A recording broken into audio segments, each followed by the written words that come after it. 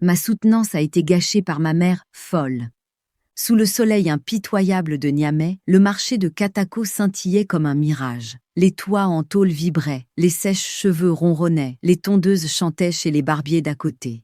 Dans un modeste salon, Aïssa se penchait sur une cliente, ses doigts filant avec la précision d'une prière. La sueur perlait sur son front, mais son fredonnement, un vieux cantique de sa mère, gardait le rythme. Dehors, les femmes marchandaient. Épices et poussière parfumaient l'air. Puis un garçon fit irruption, essoufflé, la voix brisée. « Tanti Aïssa, ta mère, au carrefour, elle danse, elle crie, la police !» Le peigne tomba au sol, une excuse murmurée. Les sandales claquèrent sur le béton tandis qu'Aïssa s'élançait à travers un dédale d'étal. Des oignons empilés comme des soleils, des pyramides de noix de cola, des radios en fer blanc crachotant de la musique. Le vent tirait la chaleur sur son visage, mais la peur était plus froide. Elle évita un taxi, sauta par-dessus un caniveau et tendit l'oreille à la sirène de rire qui annonçait la cruauté. Le nom de sa mère battait comme un tambour. Hadiza, Hadiza, Hadiza. La ville sembla retenir son souffle lorsqu'elle atteignit le carrefour. Des téléphones brandis comme des lances, des rires qui s'enroulaient au coin des lèvres. Au milieu de la route, Hadiza tournoyait pieds nus, les bras levés vers le ciel, sa robe blanche du dimanche, usée, flottant comme un nuage fatigué. Sa voix résonna, claire comme le cuivre. « Aujourd'hui il vient. L'époux arrive. Les anges regardent. » Un policier lui saisit le bras. Elle se dégagea et tourna encore, la joie jaillissant de ses boucles emmêlées. Pour la foule, c'était un spectacle. Pour Aïssa, c'était le couteau le plus doux et le plus tranchant. Aïssa traverse le cercle des regards et des objectifs. « Arrêtez de filmer !» cria-t-elle, affrontant le regard de l'agent, ferme, suppliant. « C'est ma mère. » La mâchoire du policier se contracta, le soleil frappait tout le monde de la même manière. « Trouble à l'ordre public », dit-il, mais les mots s'affaissèrent sous la fatigue. « Cela ne se reproduira plus », promit Aïssa, sachant que si. Un soupir, une libération. Elle entoura Hadiza de ses bras, qui fredonnaient déjà une chanson d'amour, et entama le lent retour à travers la foule qui se dispersait. De retour au salon, Hadiza était assise sur une chaise en plastique dans un coin, serrant contre elle une bouteille d'eau fraîche comme un bouquet. Le fredonnement ne s'arrêta jamais, il tissait la pièce comme un charme contre la honte. Les mains d'Aïssa tremblaient, puis se calmèrent. Elle observait cette femme qui lui avait donné des miettes, raconté des histoires sous une ampoule vacillante, protégée un jour de tout son corps. Les larmes voulaient s'échapper, la fierté verrouillait la porte, les sèches cheveux bourdonnaient, le monde faisait semblant de ne pas regarder. De la fumée, des éclairs. Une fillette de 9 ans sur un canapé, serrant un ours en peluche borgne, tandis que l'air s'épaississait en un mur. « Abdoul !» cria sa mère depuis la cuisine. La télé s'éteignit. Le monde vira à l'orange.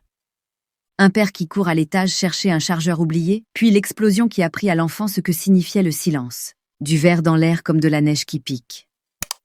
Une mère plongeant dans les flammes, une porte arrachée par la terreur et l'amour. Un toit qui s'effondre derrière eux. Un parent disparu pour toujours. Les sirènes peignaient la nuit de rouge et de bleu. Quelque part, un voisin priait à voix haute. Après, le chagrin décousit le monde. Les jeudis devinrent des répétitions. Robe blanche, rouge à lèvres appliqué d'une main tremblante. Un cercle qui danse pour un époux que la fumée avait volé. Les gens appelaient à cela de la folie. Aïssa apprit à l'appeler survie. L'esprit se cache du feu en inventant un mariage de lumière. L'enfant regardait, puis tressait des cheveux dans la cour, promettant au ciel qu'elle les garderait toutes deux en vie. Les traits doux du matin filtraient à travers des rideaux déchirés, peignant la joue d'Aïssa d'or. 4 heures de sommeil. Travail jusqu'à minuit. École à 8 heures. Elle se réveilla dans le plus fort des silences, pas de mère dans la pièce. C'était le rituel désormais, vérifier les coins, respirer à peine, répéter le calme. Certains jours, elle parle aux oiseaux, disent les voisins. Certains jours, c'est la pluie qui lui répond.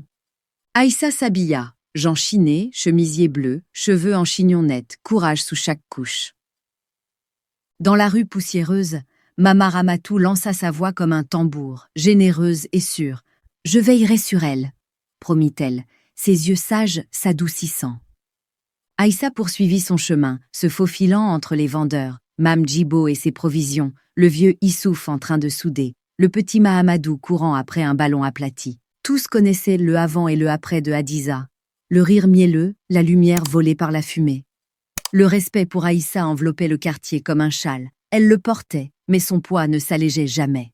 Le cabou-cabou débordait. Coudes et espoirs se pressaient ensemble. Aïssa serrait son sac et regardait Niamey défiler. Des uniformes trop grands pour de petits enfants. Des femmes équilibrant des miracles sur leur tête. Des vendeurs criant le soleil. Elle gardait les yeux ouverts contre le sommeil et la peur. Sa mère quelque part, des anges quelque part, et ici même, ce jour qui refusait de ralentir. La radio du chauffeur grésillait un air Aoussa, la route répondait avec une mauvaise blague et un nid de poule. Aïssa s'installa au dernier rang de l'Institut de beauté et d'esthétique, son invisibilité préférée. Safia et Raïna arrivèrent avec du soleil dans leur rire. « Vampire maintenant ?» se moquèrent-elles. « Reine des tresses de nuit. » Mais elles avaient des nouvelles, un travail de coiffure pour un mariage, 5 têtes, bonne paix. Une petite porte s'ouvrit dans un mur de facture. Le professeur entra, la salle obéit. Mais l'esprit d'Aïssa s'évada. Où était Hadiza? Quelqu'un l'avait-elle nourrie? L'amour pouvait-il survivre aux examens? Après les cours, Aïssa rejoignit le kiosque. Une boîte en bois face à une rue animée de boucoquis, un miroir scotché, un tabouret qui l'attendait. Madame Zainabou, femme de tonnerre enveloppée d'étoffes et de bracelets dorés, désigna l'horloge.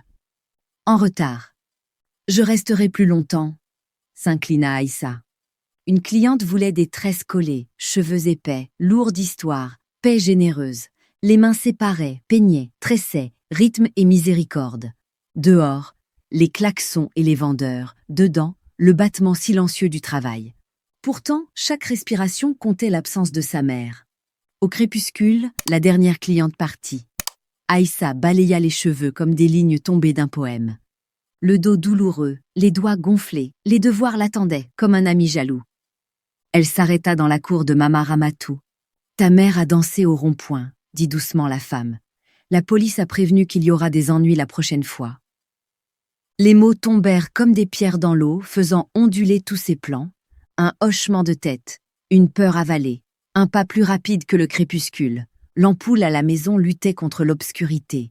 Puis, elle était là, Hadiza, de la poussière sur les joues comme de la peinture de guerre, des feuilles emmêlées dans les cheveux, fredonnant une mélodie d'ailleurs. « Ils veulent que je danse encore », murmura-t-elle. Aïssa s'agenouilla, prit les mains rugueuses de sa mère. « Pas ce soir. » Elle la guida vers le matelas mince, essuya une larme échappée du revers de sa main, et découvrit que parfois, la chose la plus courageuse à faire est simplement de s'asseoir et de tenir bon. La nuit portait l'odeur du coulis-coulis et du poisson grillé, mêlé au gaz d'échappement des taxis-motos. Aïssa parcourait les ruelles en appelant doucement « Mama ?» Les lampes étiraient des ombres longues comme des secrets. Elle trouva Hadiza assise sur un trottoir, berçant une poupée en plastique fendue comme un enfant sauvé. « J'ai sauvé le bébé du feu », dit sa mère, les yeux brillants. Le monde bascula. Les larmes d'Aïssa vinrent, silencieuses et brûlantes. L'amour rassembla sa mère dans ses bras. « Viens, maman, je suis là. » De retour dans la petite chambre, Hadiza faisait les 100 pas, murmurant à des flammes qu'elle seule se rappelait. Aïssa était assise contre la porte, son corps en verrou humain, les yeux lourds, le cœur plus lourd encore. Les oiseaux répétaient, le jour depuis les grilles rouillées, tandis que l'aube s'infiltrait. Un chemisier repassé, une longue jupe noire choisie pour la dignité, une assiette déposée, igname bouillie et ragoût d'aubergine. Elle caressa le bras de sa mère et ferma la porte avec une prière sur les lèvres. « Aujourd'hui on se marie », lança Mama Zainabou, à moitié en plaisantant, totalement concentrée. Dans la maison élégante, les murs fraîchement peints, Mariama faisait les 100 pas dans une robe fleurie, les nerfs scintillant comme des sequins. « Fais de moi une déesse », supplia-t-elle. Aïssa sourit, ses mains en chorégraphie, nettoyées, tressées, bouclées, poudrées, fixées. Les demoiselles d'honneur riaient, les petites filles couraient après le tulle, les tantes négociaient la gloire dans la cour. Pendant des heures, la beauté se forma comme l'aube, mais dans un coin du miroir une ombre, une mère sur un trottoir, tenant une poupée. Les photos crépitaient, comme des bénédictions. Mariama glissa une assiette dans les mains d'Aïssa. Jollof, suya, rire, de la nourriture qu'elle porterait, sans la manger. Le travail avait payé. Demain, il y aurait école. Elle rentra dans la chambre et vit Hadiza assise dehors sur une pierre, chuchotant à la lune.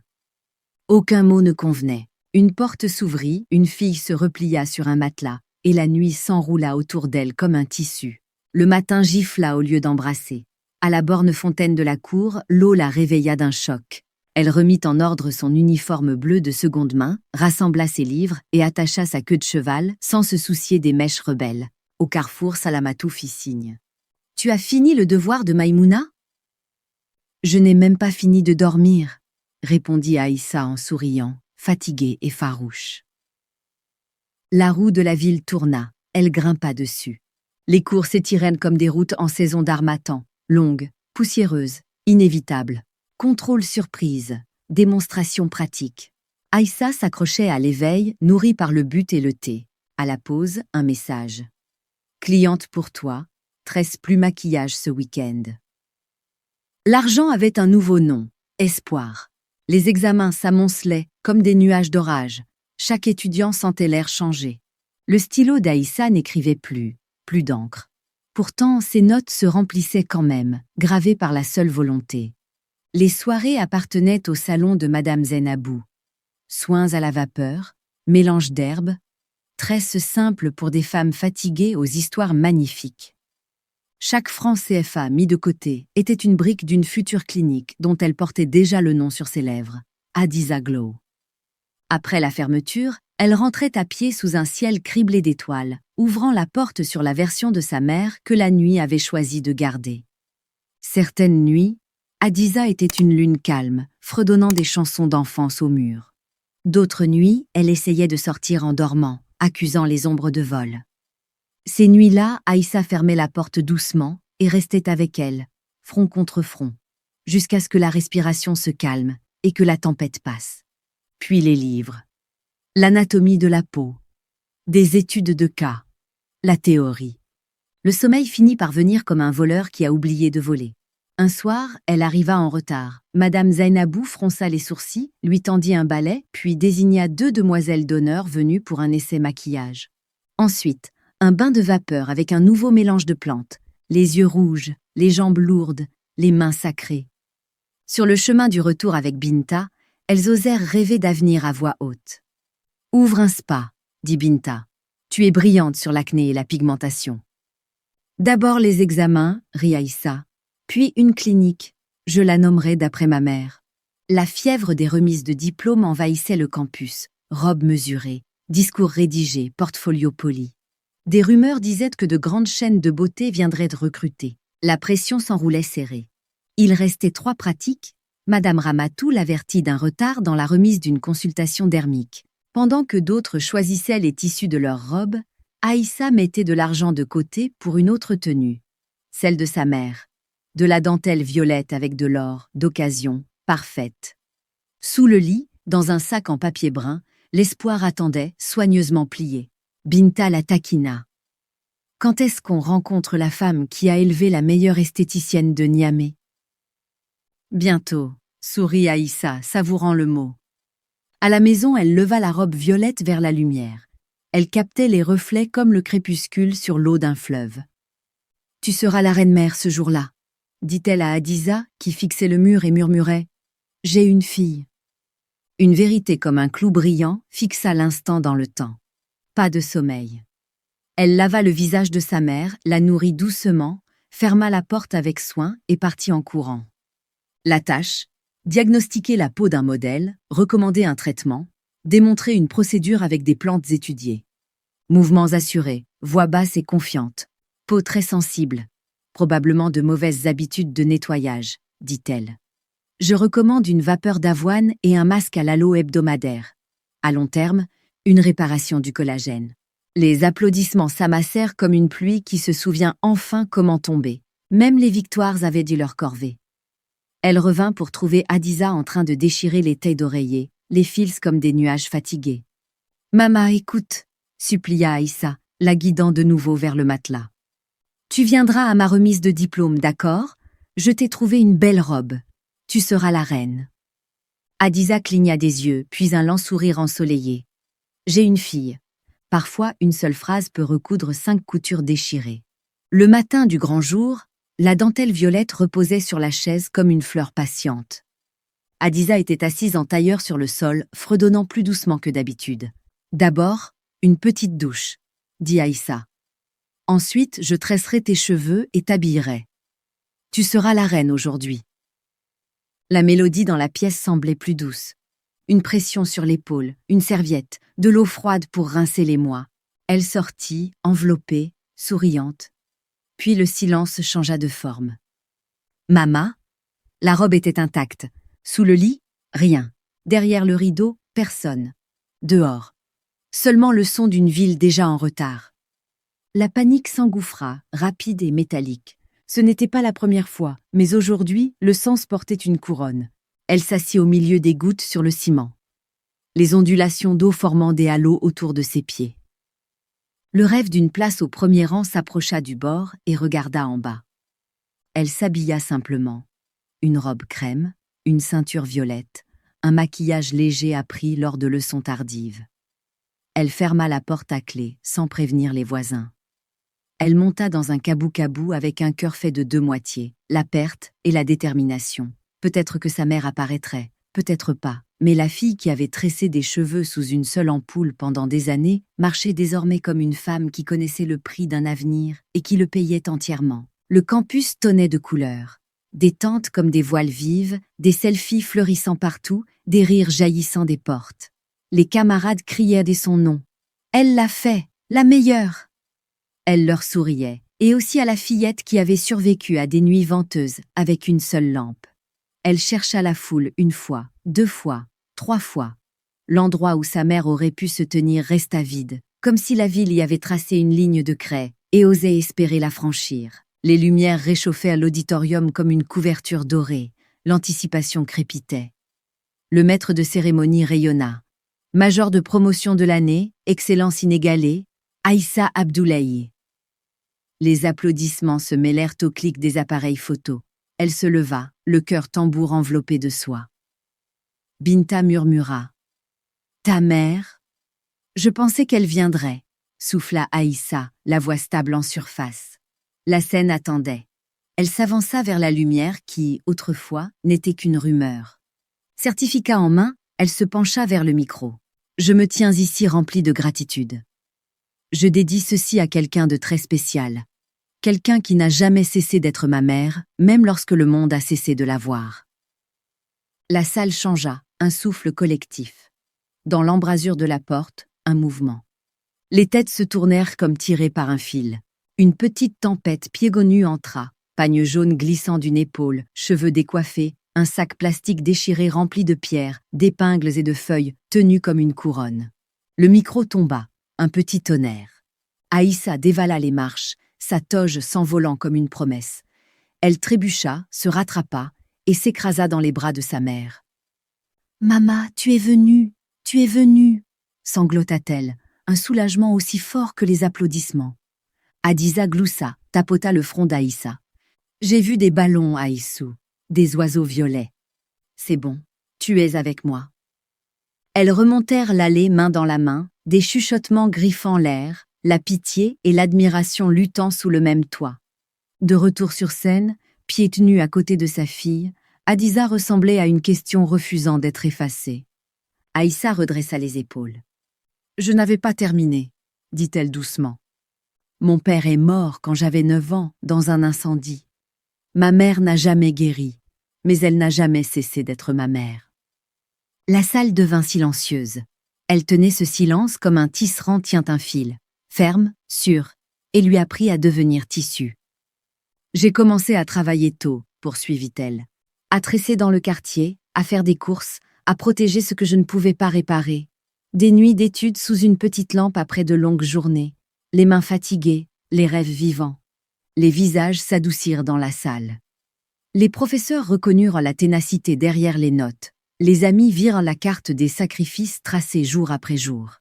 « Par la grâce de Dieu, j'ai obtenu cette mention très bien, » dit-elle, brandissant le certificat qui avait coûté bien plus que de l'argent. Quelque chose changea. Doucement d'abord, puis comme une vague trouvant sa voie. Un professeur âgé se leva. 500 000 francs CFA pour les soins de votre mère. Une jeune femme lança. 200 000 pour un traitement hospitalier.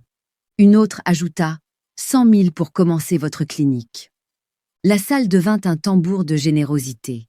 Les yeux d'Aïssa débordèrent, mais cette fois, elle laissa la plaine contenir le flot. Preuve que parfois, un village attend qu'une vérité honnête ouvre ses mains. Par la suite, les histoires s'envolèrent plus vite que les pigeons. Facebook, Instagram, X, des extraits de la mère pieds nus sur scène, de la fille qui parlait comme un baume. Les commentaires affluèrent, non pas comme des ragots, mais comme de l'eau sur un champ desséché. Des offres, des encouragements. Internet, pour une fois, se comporta comme un puits de village. Aïssa triait les messages avec soin, chacun comme une graine. Tous ne germeraient pas, mais certains feraient pousser des arbres là où l'ombre avait manqué. Formalité d'admission dans un hôpital spécialisé de Niamey. Des couloirs blancs qui sentaient l'antiseptique et les secondes chances. Aïssa tenait la main d'Adiza pendant les consultations, les examens, les plans mesurés en semaines plutôt qu'en souhaits. Les médecins écoutaient, et dans leur écoute se trouvait la dignité. Le fredonnement s'adoucit. Les ombres reculèrent un peu. La guérison avance comme une danseuse prudente. 3 pas en avant, 1 de côté. Mais un mouvement reste un mouvement, et la direction compte. Il entra doucement dans l'histoire. Sani, qui avait vu la vidéo et senti quelque chose se dénouer dans sa poitrine. Il apporta des mots plus que des cadeaux, de la patience plus que des projets. « Je veux aider », dit-il. Pas un sauveur, juste un toit stable sous une pluie soudaine. Aïssa écouta avec le soin qu'elle réservait aux peaux sensibles. Douce, précise. « Je dois d'abord construire cette entreprise », lui dit-elle. « Ensuite, nous pourrons parler d'éternité. » Adiza resta 7 mois à l'hôpital. Sani devint un visage familier, faisant des courses, s'asseyant au chevet, racontant des histoires drôles qui cousaient des sourires silencieux dans les pièces stériles. Quand Aïssa avait besoin de respirer, il veillait, un gardien avec un livre de poche et du temps à offrir. La guérison ne s'annonçait pas avec des trompettes. Elle murmurait dans des nuits reposantes, dans la façon dont une chanson passait de constante à occasionnelle, dans la clarté qui revenait aux yeux d'une mère. Le jour arriva enveloppé d'un temps ordinaire. Documents tamponnés, fauteuil roulant prêt, infirmières souriant comme seules le font celles qui ont vu une histoire bien finir. « Maman, » dit Aïssa, la voix tremblante, « voici Sani, mon petit ami. » Les yeux d'Adiza se remplirent de larmes, un hochement de tête lent et royal. Les mains se rencontrèrent, un triangle se forma, fille, mère, homme, ni sauveur, ni sauvé, des compagnons alignés vers un horizon qui ressemblait enfin à un matin. De retour dans le nouveau local de la clinique, peinture fraîche sur de vieux doutes, le soleil s'étalait sur le carrelage. L'enseigne affichait Hadiza Glow en lettres soignées, une promesse en 2 mots. Ce serait un lieu où la beauté signifiait soin, où la peau apprenait la paix, où les histoires étaient vues. La poussière de la ville soufflait encore fort, mais à l'intérieur, l'eau tiède, les bonnes herbes et les mains stables d'une fille feraient un sanctuaire. Les clientes venaient pour l'acné, pour l'hyperpigmentation, pour des mains délicates.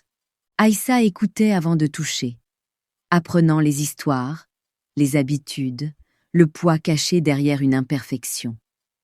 Elle cousait des routines à base de néem et d'alo, de science et de patience. Sani gérait les fournisseurs. Adiza pliait les serviettes avec un soin royal. L'argent commença à couler. Le carillon de la porte se mit à ressembler à une bénédiction. Sur le mur, un petit cadre, un morceau de dentelle violette, souvenir transformé en moteur. La nouvelle circula à travers les ponts et les ruelles de Niamey. La fille de la vidéo traitait plus que la peau. Les voisins qui chuchotaient autrefois envoyèrent maintenant cousins, tantes, frères. Mama Ramatou arriva avec un panier et un rire. « Pour la reine-mère », déclara-t-elle, en serrant Adiza dans ses bras et en laissant du pain sur la table. Un village qui avait vu une enfant lutter contre le vent entrait maintenant pour le partager. Les soirées les trouvaient sur le seuil de la clinique, regardant le soleil descendre dans le Niger comme une pièce offerte à 2 mains. Le fredonnement d'Adiza était rare désormais, et quand il venait, il ressemblait davantage à une berceuse qu'à une sirène. L'épaule de Sani était devenue un endroit où Aïssa pouvait poser sa tête tout en regardant au loin. La ville était la même, mais quelque chose dans leur petite famille avait changé de forme et choisi de rester. Les offres affluaient, partenariats, interviews, contrats d'influenceuses. Sani, prudent comme un tailleur, aidait à mesurer ce qui convenait. La santé d'abord, disait-il, ensuite, on agrandit. Aïssa acquiesça. Elle avait été assez pauvre pour connaître le prix d'être riche de la mauvaise façon. Ils rédigèrent un plan, des journées à tarifs réduits pour la communauté, des consultations payantes le reste du temps. Une clinique qui se souvient d'où elle vient ne peut pas se perdre. Un autre jeudi arriva, comme tous les autres. Pas de robe blanche cette fois. Hadiza portait un simple pagne et laissa Aïssa huiler ses cheveux avec des gestes doux. « Aujourd'hui, nous répétons la paix », murmura sa fille. Elles jouèrent un cantique préféré, non pas la marche nuptiale de l'illusion, mais une chanson qui honorait ce qui avait survécu. La pièce les enveloppa tendrement, comme si les murs pouvaient apprendre des gens comment être bons. Niamey brûlait toujours à midi et marchandait au crépuscule. Les garçons couraient toujours après des ballons mourants qui refusaient de mourir. Les marchés criaient et riaient toujours. Mais parfois, la ville levait les yeux et remarquait un trio. Une mère stable sur le trottoir, une fille confiante à sa porte, un homme qui savait que l'aide est un verbe. Les gens se chuchotaient « Tu te souviens ? La scène ?» et souriaient comme s'ils avaient vu un petit miracle et gardé le reçu. À la fin de la journée, Aïssa se tenait à la porte de la clinique, sa mère reposant à l'intérieur, Sani à ses côtés, le ciel lavé de violet. Elle pensa aux peignes tombés sur le sol du salon, aux soupirs du policier, au bouquet sur la chaise en plastique, à la robe violette qui attendait, au micro qui tombait, aux mains qui se levaient pour donner. « Nous recommençons, dit-elle, non pas comme un vœu mais comme un savoir-faire. » Et la ville, poussiéreuse, brillante, implacable, répondit « J'écoute. » Merci beaucoup d'avoir regardé. Que Dieu nous bénisse, vous et moi.